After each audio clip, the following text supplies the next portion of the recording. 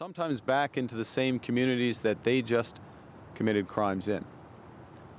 Our new law will flip that script by creating new reverse onus bail provisions for violent and organized crime-related offenses. We're making bail stricter to keep you safer. With so-called reverse onus bail, it will no longer be up to the Crown to prove why someone should stay behind bars. It will be up to the accused to prove to the court why they can be trusted to be released. Their risk of reoffending and their history of past 10 years will be considered.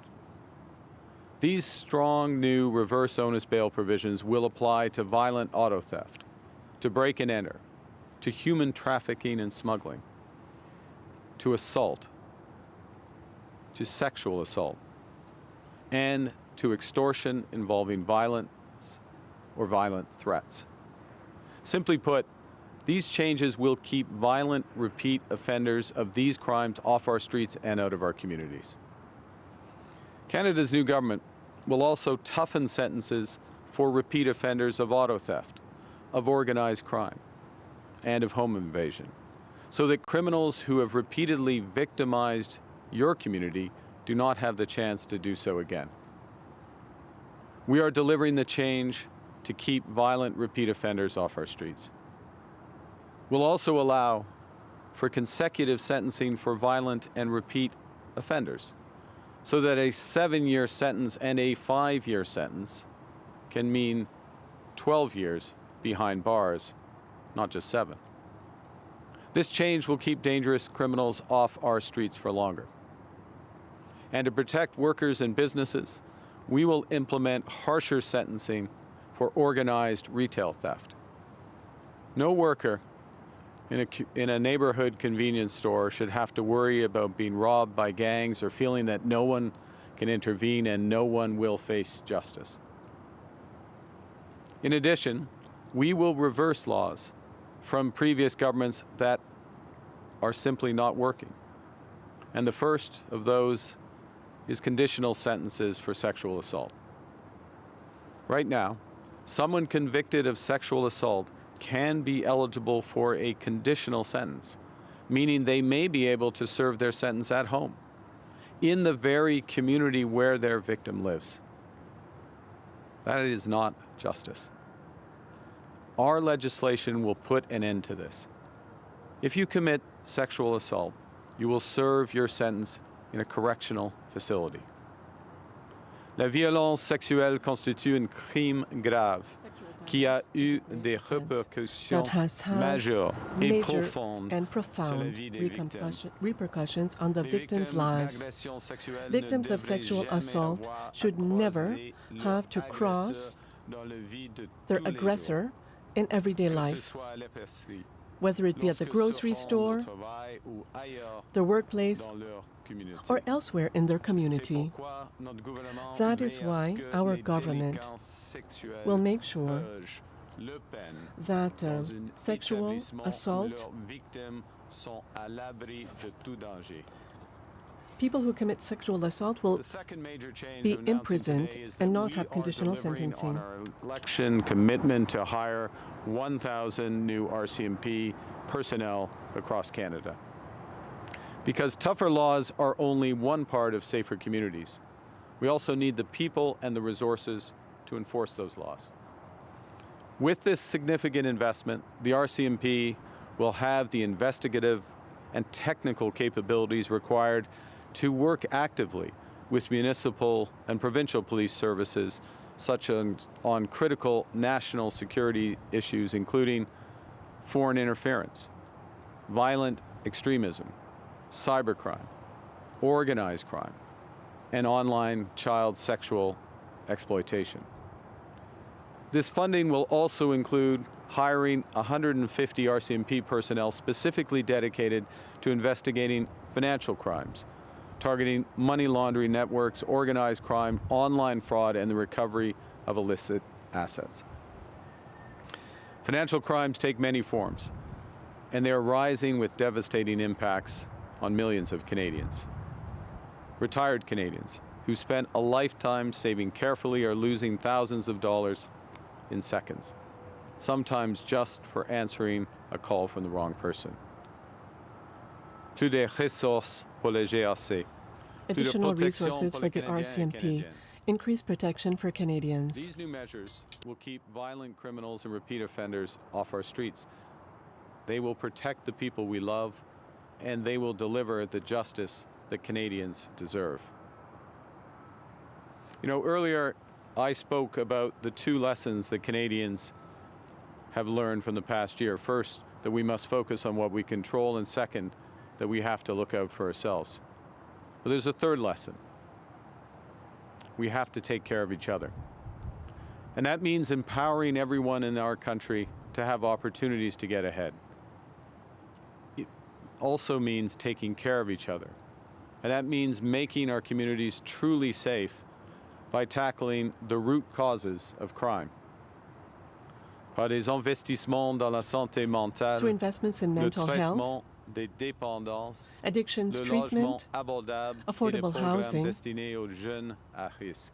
and at-risk Ce genre youth programs. d'investissement permet These type de of briser le investments cycle de la allow us to violence break et the d'aider cycle les of gens à violence trouver and to help leur people voie.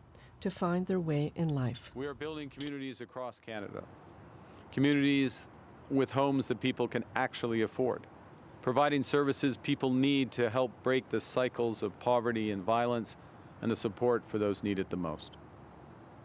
Earlier this week, not far from here, we announced the first project within the GTA of our new federal housing entity, Build Canada Homes, in Downsview. This development will start by delivering 540 factory-built housing units, with at least 40% of those being deeply affordable. And ultimately, it will catalyze the construction of over 63,000 new homes in the Downsview area.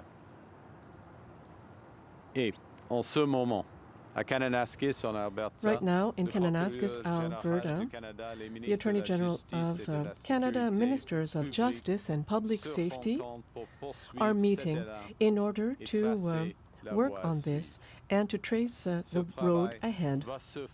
This work will be done in partnership with provinces, territories, municipalities, and local law authorities, because to be efficient, a solution must reflect the reality of communities we are serving. So let me conclude. Look, the world is more dangerous and it's divided. It's changing rapidly. We can't control those forces outside our borders. But in Canada, we decide what happens here. And we're choosing to build stronger communities where Canadians can feel safe in their homes, safe in their neighborhoods, and in control of their futures. We're fixing ineffective policies from the past and building a stronger, safer future with tough new laws, big new resources, and practical solutions. We will bring in tougher sentences for violent and repeat offenders and invest in thousands of frontline officers to combat crime in all of its forms. We'll secure our border and protect our sovereignty. We will protect our communities and our way of life. We'll protect your safety and the people you love. And we will build Canada strong. Thank you very much. Merci beaucoup. I look forward to your questions. Thank you, Prime Minister. Merci, Monsieur le Premier ministre. Nous allons maintenant passer à la période de questions. On va faire une question par journaliste. One question per journalist. First question. Première question. Bonjour. Bonjour. Hello. Hello. Avec ce durcissement en matière de With this, criminalité, vous rejetez une hardening, fois de plus une partie de l'héritage you du are gouvernement Trudeau. rejecting part Est-ce que c'est une of admission que les the legacy of the libéraux ont Trudeau été trop government. laxistes dans les Is this an dernières admission that Trudeau's have been too lax in the past few years? Merci pour votre question. Thank you for your question. Il faut prendre des leçons. We have to learn lessons, lessons on what's happening in our communities and on the ground. We're working closely with police forces, and yes, of course, we're learning lessons. And we're learning lessons with regards to reverse onus bail in the situation of bail. So we're learning lessons, and then we're taking action. We're making difficult but necessary decisions. Oh, in English. The question, we work closely with law enforcement, with municipalities, with provinces, and we take the lessons from what's happening in the streets, in our communities, in our cities, and we're making changes. So yes, there are things that are being changed from measures that previous governments had put in place, but that's the right thing to protect Canadians, and we will continue to do that. Next question. Les mesures proposées font en sorte que So des these criminels vont measures rester plus longtemps en ensure that prison, et criminals will notamment be dans des imprisoned prisons for a longer provinciales. time in Est-ce que ça va provincial venir avec jails. des nouvelles So ressources pour aider will les new provinces à resources be gérer provided la so that population provinces are able to carcérale? manage Et si oui, lesquelles? this population? First of all, we need to work jointly with the provinces. There are provincial responsibilities with regards to law enforcement, and also they have to provide prisons. I will meet with the Premier of Ontario later today, and we're going to talk about reform. The reforms that I've just announced, and also the implications for the province and also for provincial resources. Good morning, Prime Minister. Laura Stone, Globe and Mail. I want to ask about the case of jailed publisher Jimmy Lai in Hong Kong. You've been remarkably silent on this issue. We've heard from Keir Starmer calling for his release, President Trump calling for his release. Why have we not heard anything from you? And will you be granting him honorary Canadian citizenship or even following through with his application for full Canadian citizenship? Look, we support the freedom of the press, and we would urge the release of Mr. Lai. With respect to citizenship, we have processes to become Canadian citizenship. I'm making the point on humanitarian grounds and our support for, as I say, support for freedom of the press, including in Hong Kong. We first and foremost take responsibility for the citizens of Canada and the residents of Canada. Thank you. Next question. Kevin Gallagher with Global News. Prime Minister, you'll be meeting with Premier Ford later this afternoon. He's already come out and said he'd like to see you hit back, retaliate against new U.S. tariffs. So what's your message to him this afternoon? And does it include a new package of retaliatory action and trade action against the Trump administration? Well, Premier Ford and I are both interested in results for, in my case, for workers and families across Canada. Of course, in his case, for the province of Ontario. And we're looking to work to those ends as constructively as possible. Right now, with the Americans, we're engaged in deep negotiations, intensive negotiations on several sectors of the Canadian economy: energy, aluminum, and the steel sector. The steel sector, it's across Canada, but the bulk of the steel sector is right here in Ontario. And we want to make progress in those negotiations. I'll be briefing the Premier on the status of those negotiations. We'll also be discussing the auto sector, the forestry sector, other parts of manufacturing, and what will make the biggest difference, not just to those sectors, but to all of Ontario, all of Canada, which is where we end up with the review, following the review of the Canada-US-Mexico trade agreement, which is coming very shortly. So the strategy has to take all of that into account and deliver the results. Now, last point. We start from a position where we have a better deal than any other country in the world with the United States. 85% of our trade is free, with the exception of Mexico, which has significant free trade with the United States. The deals the Americans have signed with everyone else has tariffs on the core of the trade, and then higher tariffs on the strategic sectors. So we're starting from this stronger position. But we're also very acutely aware and very focused on the fact that we can make it better. And so we will do everything we can to make it better. There's times to hit back and there's times to talk, and right now is the time to talk. En français, c'est le moment d'avoir des discussions. This is the time to talk. We're having intense negotiations with regards to the steel and aluminum sectors, as well as the energy sector.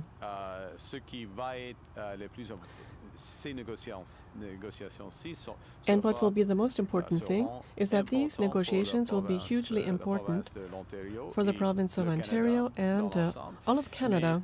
The most important thing will be the review of CUSMA, the Canada-US-Mexico Trade Agreement. Minister Megan Fitzpatrick from CBC News. This is actually a question for Commissioner Duhem, if that's okay.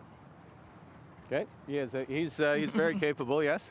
Would you like me to step aside? Yeah, there you go. Sorry, sir. I'll just... This is a question on behalf of my colleagues in our Parliament Hill Bureau. Commissioner, in a recent interview, the Leader of the Opposition called the leadership of the RCMP despicable when it comes to enforcing laws against the Liberal government and accused your officers of covering up for former Prime Minister Justin Trudeau in the SNC-Lavalin affair. What's your response to Pierre Poilievre's comments, and have you ever faced political pressure from the government to not pursue charges? So I think we've talked about SNC-Lavalin quite a lot under the previous government, and I think it was clear that there's no interference. I don't take any orders from any political individual. And as far as his comment with regards to senior management, I would invite Mr. Poilievre to meet with us and to meet with the people who run this great organization, 32,000 strong. So. Next question. Good morning, Prime Minister. Barbara with iPolitics. Just passing along a question from my editor, Marco Vigliotti. So Stellantis threatened to pull out of the Nexstar project in Windsor back in 2023 because the U.S. passed legislation allowing for even more generous subsidies. I understand they were not Prime Minister then, but it seems like these contracts are not terribly binding on the automakers. No. So is it a mistake to broker deals promising billions to companies to build here, knowing that experience suggests that they can just flee or demand more cash without much in the way of consequences? Okay, well, first off, I know you're passing on a question. You can pass on this answer back to your editor. That's not a fair, an accurate description of the contract that the federal government signed with Stellantis and their partner LG. There are undertakings in that contract for the Nexstar battery that relate not just to the completion of that, but to the undertakings here in Brampton, not far from here. So there is exposure of the company if they were not to follow through with those commitments for Brampton, restarting Brampton, the employment in Brampton, related commitments to their Windsor activities. Let me say, so the premise of your question is categorically wrong with respect to the federal government, full stop. But let me also add that I spoke with the global head of Stellantis 2 days ago. In advance of the announcement, just in advance of the announcement, I expressed disappointment on their decision to shift where the Jeep production was. I reminded the global CEO of those undertakings and that partnership that's been there. I received assurances from the global CEO of two things. One, that they're looking at different model being produced in Brampton. That decision would be taken in the context of the finalization of the USMCA, to use the American term, CUSMA, to use our term, negotiations, and as well that support would be provided for workers. We're working with them, we're working with Unifor, working with the province to ensure that those workers for Brampton have more than just the opportunity, and they do have the opportunity to move to the additional shift that is being put on at Stellantis' other facility. But because there's 1,500 jobs coming with that third shift there, but also that they have comparable support to what they receive at present while the Brampton factory is idle. So. En français, ce qui concerne les engagements with de regards Stellantis, to the Stellantis commitments l'accord du Nexstar, in the Nexstar agreement, sont très clairs. Everything is very clear. Inclut des engagements This en ce qui includes concerne le commitments travail with regards et de redémarrer to the work and also the Brampton factory. Secondly, I had a long discussion with the CEO of Stellantis, the global CEO of Stellantis, Tuesday afternoon before the announcement, and he provided assurances with regards to the options for the Brampton plant, other options for the Brampton plant. We had a discussion on the options for workers in Brampton. There are two options right now. One would be to work at another plant, another Stellantis plant, and the second, that we would work with Stellantis and Unifor, the union, as well as the province of Ontario, in order to ensure that support for workers remains the same as it is right now, prior to the announcement by Stellantis. Hi, Alison Hurst, CTV News. China's ambassador to Canada has said that if you lift the EV tariffs, China will lift its canola oil tariffs. Will you, or canola tariffs? Will you, yes or no? And China is clearly exploiting the canola sector's reliance on its export market. Wouldn't it be naive to expand the trade relationship with that country, given that? Well, there's a lot packed into that question, but let me take the last bit and build out from it, which is that we get a lesson from the trade actions of the United States over the last this year. Trade actions such as the canola tariffs that you just referenced, of the danger of overdependence on single trade partners. First point. The second is that in those contexts, we have to look for alignment of incentives and interests as much as possible. That's where it's possible and responsible and fair to workers and fair to our future to have deeper relationships. And that's part of what we're doing with the United States, is Canada determining where can we trust the United States through ups and downs, and in what areas can we do that, and where should we have that exposure. It's a similar process with China. We are restarting broad engagement with China. I'll make a point. I met the Prime Minister, the Premier of China, a few weeks ago. That was the first meeting between the head of the Canadian government and a senior, either the Premier or the President, in 7 years of China. This is our second largest trading partner. And so when you have that, and there's reasons for that, but when you have that situation, you end up with these dependencies and these exposures. So to get back to the first part of your question, we have a broader trading relationship with China. There are different levers that we have, or opportunities that we have for China in Canada. We are in the process of having those discussions on a much broader range of issues than single sectors and single trades. And when we look at the auto sector, we take into account the dynamics with the United States, the ongoing negotiations there, and what the potential impact is. So, last point. I met the Prime Minister, the Chinese Prime Minister, a few weeks ago. Our Foreign Minister, Minister Anand, is arriving in Beijing basically as we speak, and will be meeting with her counterparts. And I expect to meet the senior Chinese leadership in the coming month or so, and we'll continue those discussions, and we'll see where the trade relationship evolves. Thank you. Next question. Yes or no, though? Are you considering it then, lifting the EVs? Like that's the question.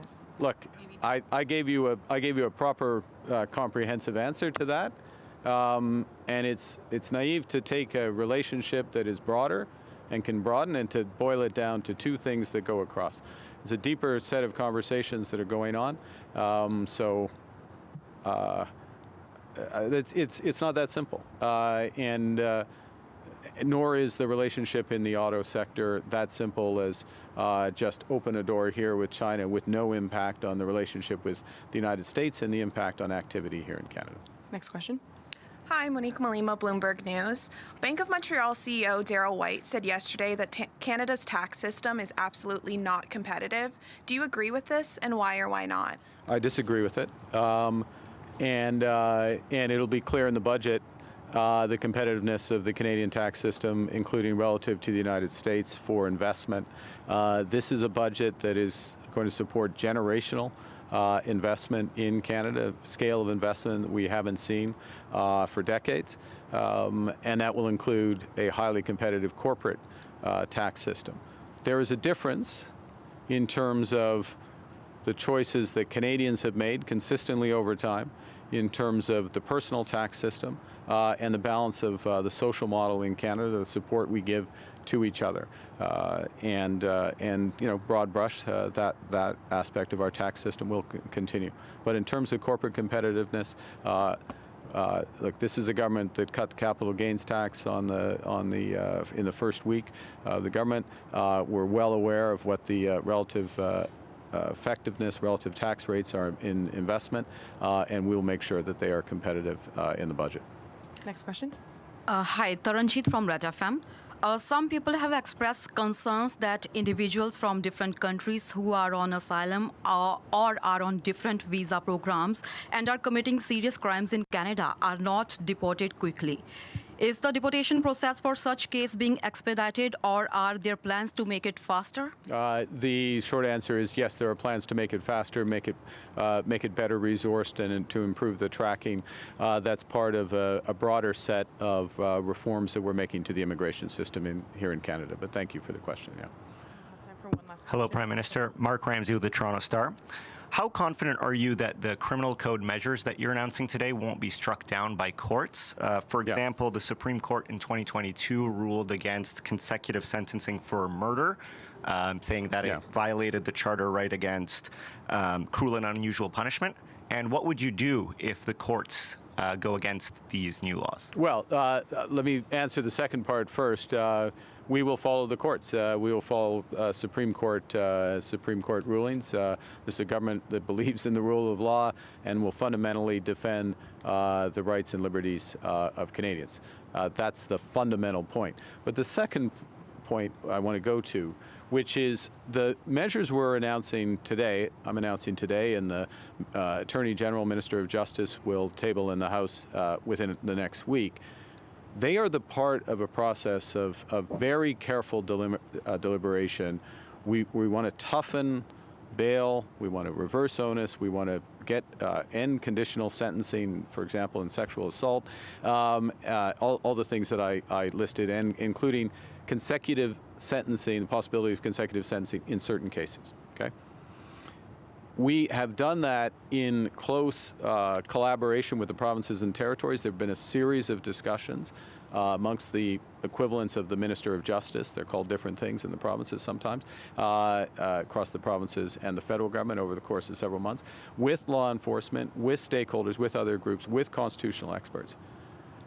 And this is part of the difference, for example, of a proposal that was made by the Conservative government a few weeks ago, which did not benefit from any of that, introduced a number of measures that nobody, or the core of law enforcement, the core of provinces, others, did not ask for, would not be, in our judgment, in many cases, withstand constitutional scrutiny. So this is a package that we expect that does what it's supposed to do. It toughens the rules, punishes criminals, it'll help keep us safe, but also is consistent with the charters of rights and freedoms of this country. So we're very confident the package gets the right balance and does what's necessary. But of course, as a fundamental point on anything, not whether it's what I'm announcing today, what we do 6 months, or what had been done previously, if there's a judgment of the Supreme Court that something is illegal, you follow it. You take. I mean, this is Canada. It's a country of the rule of law. Okay. We'll do one last question. We've got 2 minutes. Sorry, we've just got 2 minutes, so we've got to go quickly. Last question. Rihanna Lim with the Canadian Press. What is Canada's plan to increase trade with the Middle East? Thank you. I'm going to take a broad interpretation of that question first, which is that one of the things that has been very apparent is there's a strong interest in countries throughout the Middle East, but particularly in the Gulf, for greater trade and investment in Canada. and these are some of the bigger investors and expertise, for example, in infrastructure investment, so they can be partners for Canada. So there's opportunities there. For example, the Minister of Artificial Intelligence just signed a MOU in the UAE with the Minister of Infrastructure there about inbound investment there, and I'll be traveling to the UAE on the way to the G20. So that's one example. More broadly across the Middle East, we have relationships. They can be deepened further. I would say in the specifics of Middle East with respect to Palestine, our focus is on supporting a peace process which has just begun, a very welcome development, of course, but much needs to be done. And on Thanksgiving, I participated in the Peace Summit, had a series of discussions with partners in the Middle East, so all the regional players in the Middle East, about the role Canada can play alongside our G7 partners to help promote that peace. So peace before trade in the specifics there, but then more broadly in the Middle East, intense interest, and I expect to see substantial increases in activity there. Thank you. This was an inter-press conference. C'est ce qui met fin à notre conférence de presse. Thank you. That was the Prime Minister speaking in Toronto, announcing new measures to combat crime in the form of new legislation to be announced next week. And we're going to get to that in just a moment. But also, as you heard, Carney took a lot of questions about trade, in particular surrounding that